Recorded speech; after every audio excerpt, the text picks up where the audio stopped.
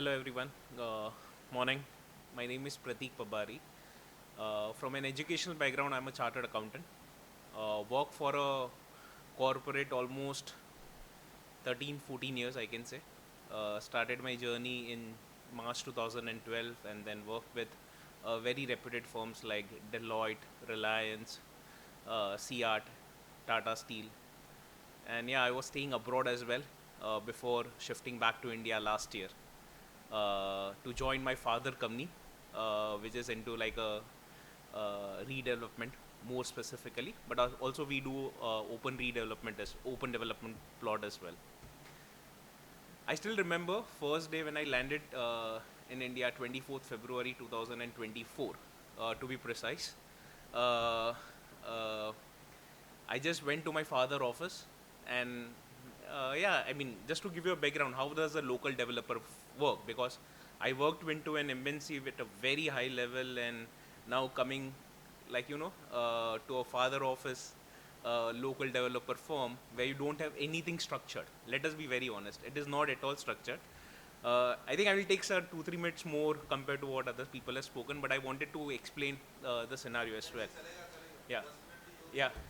So it was like completely unstructured. Uh, we did almost 8 projects before that, or not eight, 6 we completed and 2 were going on, something like that. You know how the feasibility and everything which was getting prepared, it was like into an assumptions कि ठीक है BMC का 5,000 rupees per square feet ले लो, construction 3,000 रुपये या 4,000 रुपये per square feet के हिसाब से ले लो, and that's how the calculation used to happen.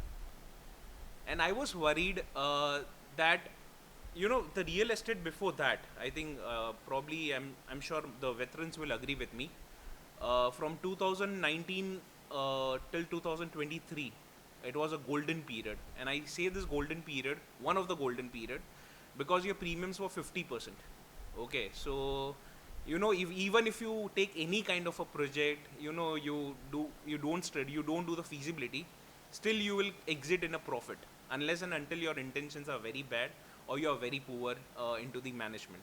But understand, like, in a Bombay, I think there are two important costs which comes across. One is premiums and one is the construction cost, and in that premium 50% you get benefit. So even if you make a worse project, still you will be exited in a profit. But then 2024 global slowdown or whatever you want to say starts kicking in, or too many redevelopment projects where you have a real competition to sell if you want to deliver a good product again. So yeah, when I started seeing these things, what is happening, like how we are preparing the feasibility, and I was searching for it, how, from where I can study. I really Google out everything. Okay, you can say from NMIMS to Hiranandani to Blue Shift. Okay, and then I went to the Blue Shift page. I started reading the contents of the module. Okay, and I approached to, I think, Mona first, and then I approached to the sir, had a good counseling session, I can say. uh, it gave me a confidence because I was looking for a practical learning. The one DCPR module what we study, in when we clear out a CA, we have to study that 8 books.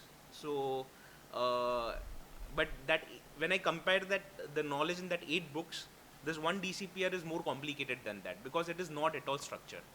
The DCPR is the most unstructured thing which I've seen because it is developed over the period. Okay, so I really wanted someone who can teach me, because very small thing, if you go under regulation 30 table 12, there is an additional FSI on payment of premium.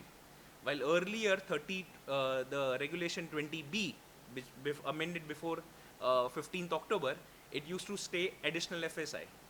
Now it requires a very common sense. What is additional FSI on payment of premium and what is an additional FSI? Okay, so it was that level of complication, which really wanted to, someone who is coming from an industry who explains you thoroughly.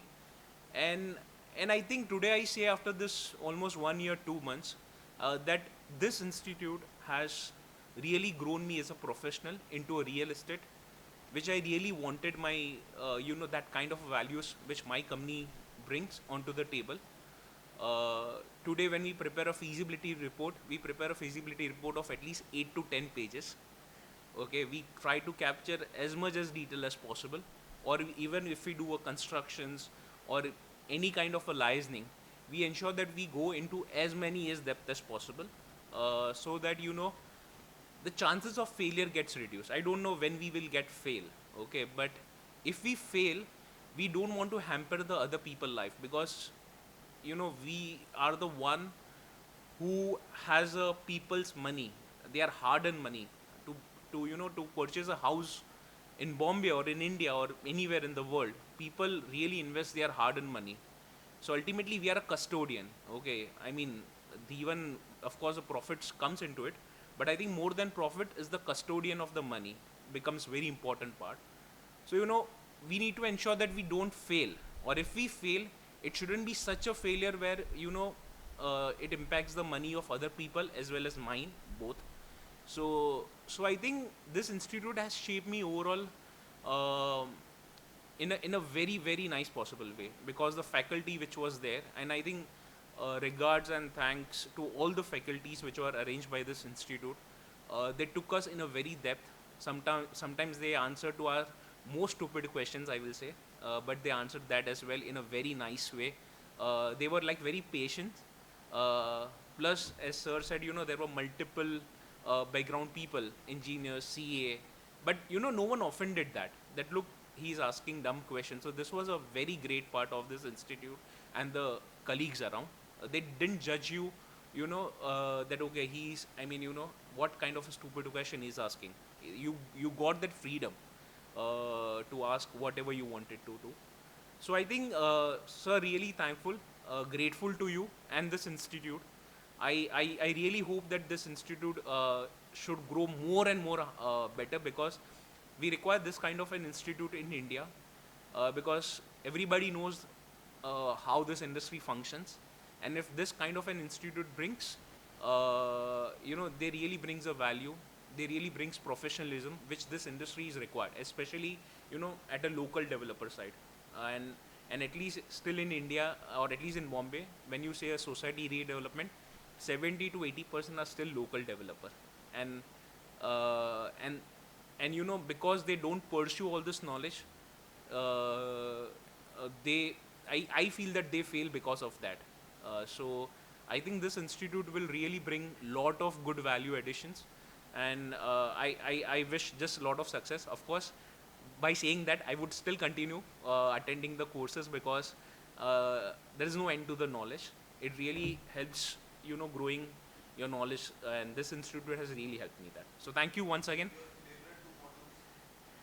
My all the modules are favorite, to be very honest, but I think I will give importance a lot to DCPR, uh, and uh, and I think towards the licensing part. I think uh, finance, again, it's a by default domain, but finance is a very important game in this industry, because people fail not because of, I think in Bombay I say that उल्टा भी घर बना दोगे, wrong घर बना दोगे तो भी एक बार बिक जाएगा, बट फाइनेंस अगर गलत हो गया तो वहाँ पे ही तुम फेल हो जाओगे. So finance is very important, but for me personally, DCPR and licensing is the most important module. So thank you once again, everyone. I think all Sundays, I've never felt one Sunday that why I'm going to this institute, and I think why I'm coming to the lectures, and this is very honest. Otherwise, on the Sunday I'm the most laziest person, but I think this, coming at 10 o'clock to attend the lectures, I think has been, it has been like you're it is self-motivated one. And I think I think most of the Sundays has been very nice one. And but the interaction with the colleagues here, that some of the colleagues have turned out to the friends as well. And I think so, yeah, so I think that I will cherish for a long period of time. So thank you once again, everyone. Thank you.